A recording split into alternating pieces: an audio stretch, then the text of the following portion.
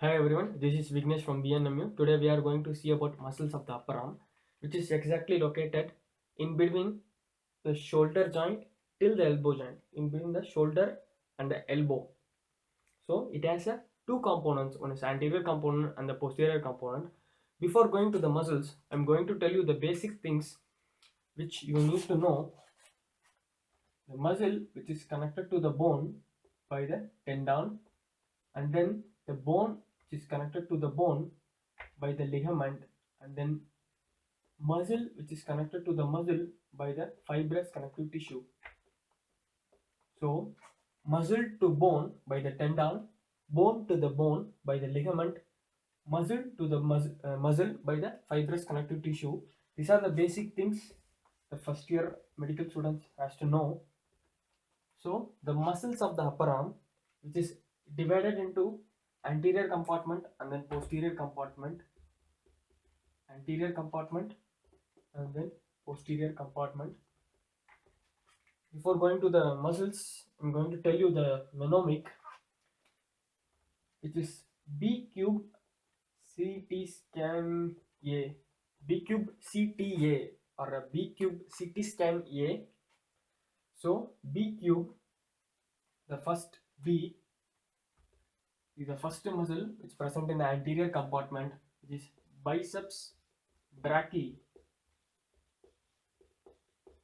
biceps brachii, and then the 2B, and then the third B, which is brachialis muscle, which is under this biceps brachii. Under these two muscles, we have coracobrachialis muscle, which is a C, coracobrachialis muscle. And then the posterior compartment, we have a two muscle, which is TA. The first muscle in the posterior compartment, which is triceps brachii, which are the important muscle the persons who are going to the gyms, because they need to develop these muscles so it will look bigger.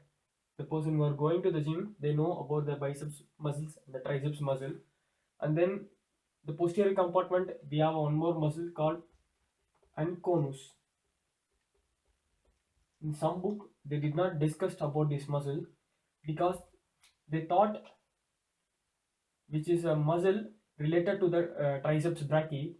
This is a small part of triceps brachii, so they discussed with triceps brachii. So today we are going to also discuss about the anconus muscle.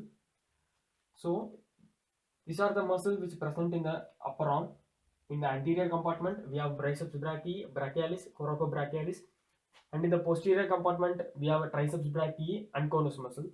So one by one, we'll see the origin, insertion, innervation, and then functions. So the first muscle, which is biceps brachii, biceps brachii, which is long muscle and which is the strongest muscle, which has two heads. One is a long head and one more is short head, which has two heads. So exactly how it will look like, assume this is humerus bone, and then here we have radius, and here we have ulna. So the muscle which the long head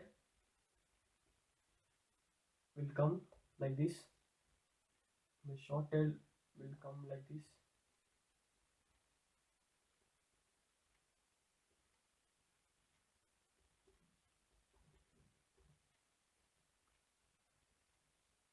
The biceps muscle, which has two heads,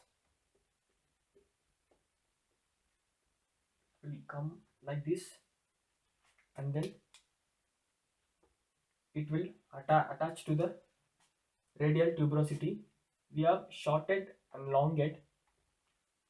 So this short, sorry, the long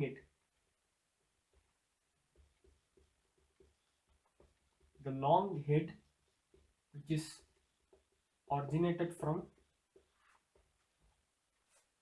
supraglenoid tubercle, which originated from the supraglenoid tubercle of scapula, the area which present in the scapula, which is supraglenoid tubercle. So this long head which is arises from supraglenoid tubercle,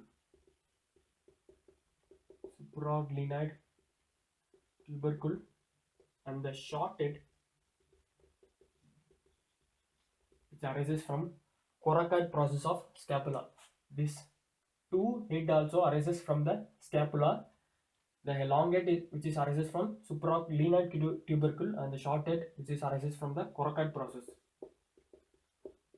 Arises from coracoid process, and then which is inserted into radial tuberosity, which is inserted into the radial bone. The area which inserted is called radial tuberosity.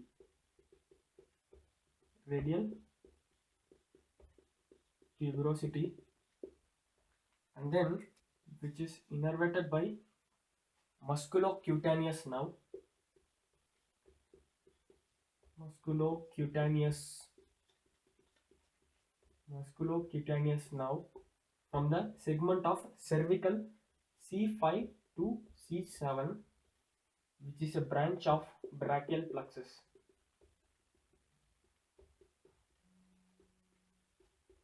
This biceps brachii innervated by the musculocutaneous nerve from the segment of cervical 5 to the cervical 7. From this area, the nerves arises, and which is innervated this biceps brachii. So these are the segment. This is a branch of brachial plexus. So it is innervated by the musculocutaneous nerve. And the function of biceps brachii. The biceps brachii, which is used to supination of forearm, the inverted rotation of arm. One function is supination, and then flexion, which is used to flexion of arm. Supination, which is inverted rotation of the arm, and then flexion of arm. So now we'll see the brachialis muscle.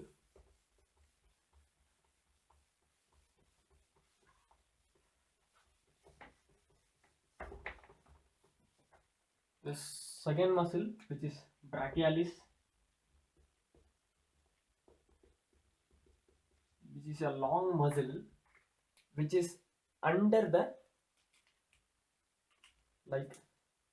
this is biceps brachii, the brachialis muscle which is under the biceps brachii. So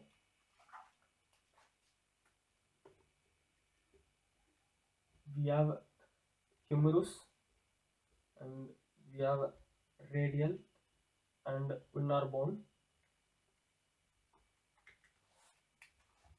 which is originated from the shaft of the medial part of shaft of humerus, and then which is attached to the ulnar tuberosity. Exactly, it will look like when you take out the biceps brachii, the muscle, the brachialis, which is exactly look like this. So which is originated from humerus, shaft of humerus shaft, and then which is inserted into ulnar tuberosity, and then which is innervated by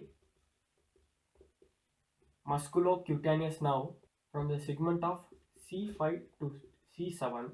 Sometimes it also innervated by the radial nerve from the segment of C5 to C6. So These are the cervical segment the nerves arises from. So this is not a vertebrae. These are the cervical segment the nerves arises from. So sometimes musculocutaneous nerve or sometimes the radial nerve innervate the brachialis muscle. The function of the muscle is a flexion of arm. Flexion of arm. So now we'll see the coracobrachialis muscle.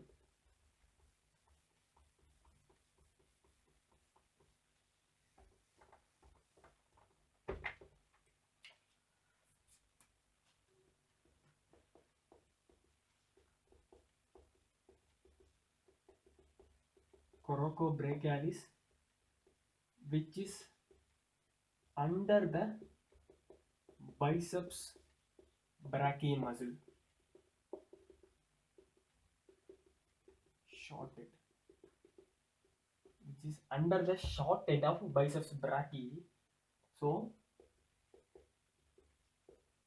when you look out, which is exactly look like this, so which is originated from the coracoid process. The coracoid process which is present in the scapula bone. When you see the bone, you can find out the coracoid process, and then which is inserted into the lateral side of shaft of humerus.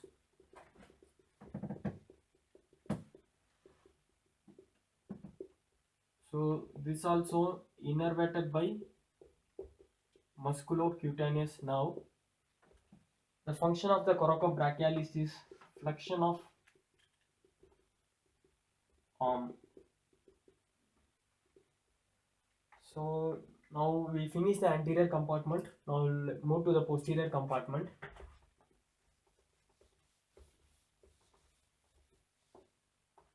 In the posterior compartment, we have triceps brachii muscle. Triceps brachii. Oh, it will exactly look like humerus,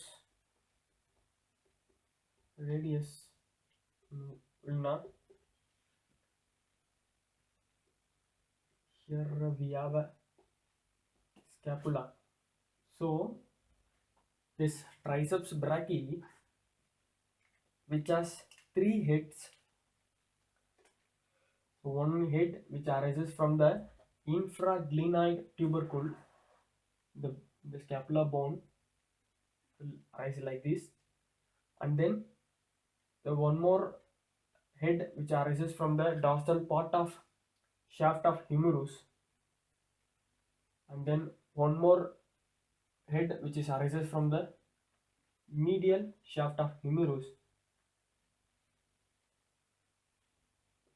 So it which has three heads, and then which is then inserted into the area called olecranon, which is inserted in the area called olecranon, and also the capsule of elbow joint, the antebrachial fascia, which pierces the antebrachial fascia, the capsule of elbow joint. So which has three heads, long head which arises from the infraglenoid tubercle. Infraglenoid tubercle in the scapula, and then the medial head which arises from the dorsal part of shaft of humerus, dorsal part of shaft of humerus, and then the lateral head which arises from medial part of humerus. So which has three heads, and then which is inserted into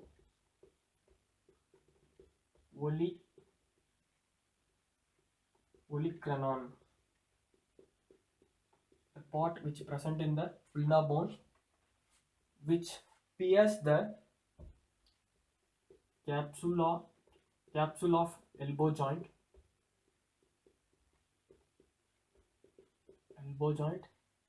and then antebrachial fascia,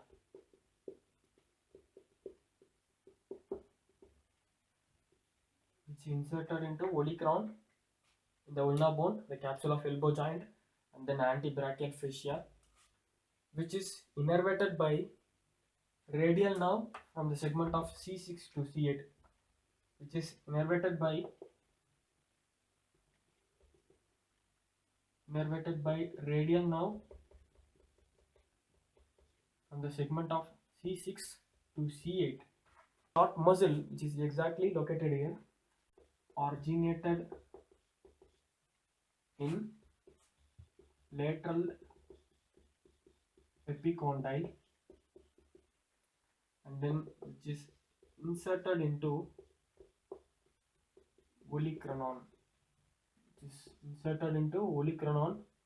present in the ulna bone, and then which is innervated by radial nerve from C6 to C8. So we finish. Now we'll see the clinical aspects which are related to the upper arm muscle. So when there is a rupture of biceps tendon,